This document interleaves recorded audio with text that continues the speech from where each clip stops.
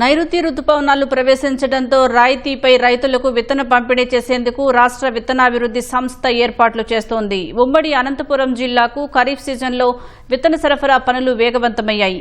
ఈసారి super El Niño ప్రభావం రాయలసీమ జిల్లాలపై తీవ్రంగా ఉంటుందన్న హెచ్చరికల నేపథ్యంలో అందుకు తగ్గట్లుగా వర్షపాత లోటు ఉన్న చేతికొచ్చే పంటల రకాల విత్తనాలను రైతులకు ఇవ్వాలని ప్రభుత్వం ఆదేశించింది.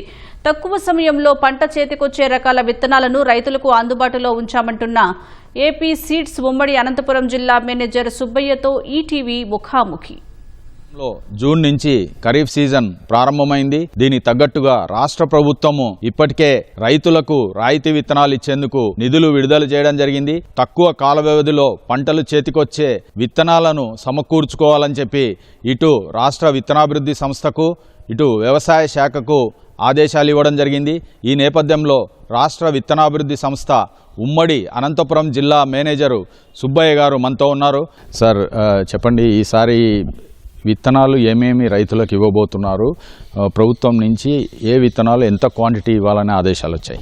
రాష్ట్ర ప్రభుత్వము అంత క్లిష్ట పరిస్థితుల్లో ఉన్నప్పటికీ రైతులను ఆదుకునే విధంగా 200 కోట్ల రూపాయలను ఇచ్చిన చంద్రబాబు నాయుడు గారికి రైతుల తరపున మరియు కార్పొరేషన్ తరపున ధన్యవాదాలు తెలుపుకుంటూ ఈ నెల 3వ తేదీ నుంచి మొత్తం ఈ ప్రక్రియ మొదలు పెట్టడం జరిగింది. ఈ ఎలినో ప్రభావంతో తక్కువ వర్షపాతంతో ఏవైతే ముందుకు పండుతాయో వాటికి ఇంపార్టెన్స్ ఇవ్వమని చెప్పి ప్రభుత్వం వారు మనకు ఆదేశాలు ఇచ్చారు.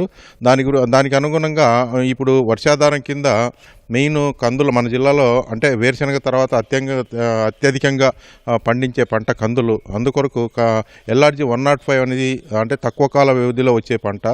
దాన్ని అంటే 13,000 మొత్తం 26,000 కిట్లు కేంద్ర ప్రభుత్వము మన జిల్లాలకు 2 జిల్లా సత్యసాయి జిల్లాకు 13,000 మరియు అనంతపురం జిల్లాకు 13,000 కిట్లను అనుమతి ఇచ్చింది. దాని ప్రకారం మేము ఇప్పుడు సప్లై చేస్తున్నాము. RSKలకు కూడా పొజిషన్ చేస్తున్నాము. వేరుశెనగలో చాలా కాలంగా ఒకే రకం TMV9 అనేది వాడుతున్నారు. ఈ రకాన్ని కూడా మార్చాలి అని శాస్త్రవేత్తలు చెప్తున్నారు. దిగుబడులు రావు, బెట్టకు తట్టుకునే పరిస్థితులు ఉండవని. దీనికి తగ్గట్టుగా విత్తన రకాలను ఏమన్నా మార్చి రైతులకు వేరుశెనగలో ఇస్తున్నారా? కంపల్సరీగా అలాగ చేసి మనం విత్తన రకాలను ఎప్పటికప్పుడు మార్చుకుంటూ పోతేనే మనకు రైతులకు మంచి దిగుబడి వస్తుంది. దానిలో భాగంగా తిరుపతి RERS నుంచి TCGS 1694 విశిష్ట అనే రకము అంటే ఇంతకుముందు K6 రకం ఉండేది. అది కొద్దిగా తెగుళ్లను అది రావడం వల్ల రైతులకు కనీసం 10 బస్తాల దిగుబడి కూడా రావట్లేదు.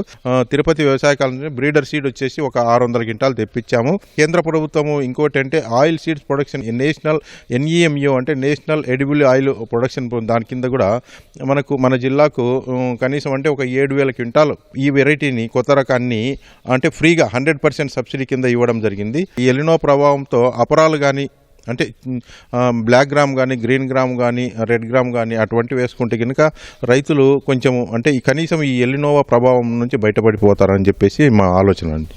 ఈ ఎలినోవా ఉందని చెప్పి ముందే ప్రభుత్వం నుంచి హెచ్చరికలు వచ్చిన నేపథ్యంలో దానికి తగినట్లుగా తృణధాన్యాలు కానీ ఇతర రకాలు షార్ట్ డ్యూరేషన్ ఏమేమి సిద్ధం చేసి ఈ వర్షాలకు అనుగుణంగా మనకు రెడ్ గ్రాము గ్రౌండ్ నట్ ఇస్తున్నాము. అంటే ఇంకొక 15 రోజుల తర్వాత ఏవైతే చిరుధాన్యాలు ఉన్నాయో ఆ చిరుధాన్యాలను ఎలినోవా దానికి వాడుకొని కొర్ర కానీ, రాగులు కానీ, బాజ్రా కానీ ఈ రకాలను మనం సప్లై చేయడానికి సిద్ధంగా ఉన్నాము. వేరుశెనగకు బదులుగా కంది సాగు చేస్తున్నారు. పోయినసారి కూడా దాదాపు 30-40% విస్తీర్ణం పెరిగింది అంటున్నారు. ఈసారి కూడా అదే పరిస్థితి ఉంది అంటున్నారు. అంత విత్తనాలు అన్ని మంచి రకాలు కందుల్లో మన దగ్గర ఉన్నాయా? ఉన్నాయండి. మనకు LRG 105 అనేది తక్కువ కాలం పంట కాలంలో వచ్చే రకము. LRG 105 రకము అదే రకమైన పోయినసారి దిగుబడులు కూడా బాగా వచ్చాయి. నాఫెడ్ ద్వారా వాటి ద్వారా ప్రొక్యూర్మెంట్ కూడా బాగా జరిగింది. సుమారుగా 1,00,000 టన్నుల పైన ప్రొక్యూర్మెంట్ జరిగింది. దానికి LRG 105 వెరైటీ బాగా సూట్ అయింది. అది కాకుండా PRG 176 అని కూడా పోయినసారి ఇచ్చాము. అది కూడా బాగానే వచ్చింది. ఈ 2 రకాలను ఇప్పుడు ఇవ్వడానికి సిద్ధంగా ఉన్నామండి. Thank you sir.